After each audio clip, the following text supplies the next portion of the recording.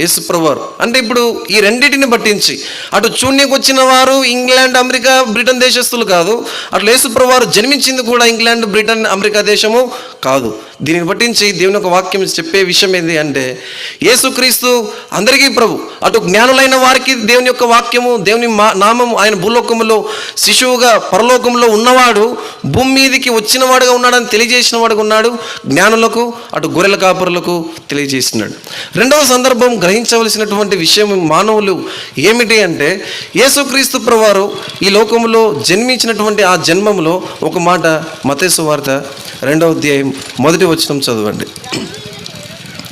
హేరోదు దినముల యందు యూదయ దేశంలో, ఇక్కడ మరొక మాట గమనించాల్సింది, ఈ యూదయ దేశంలో బెత్లెహేములోనే ఆయన ఎందుకు పుట్టినాడు?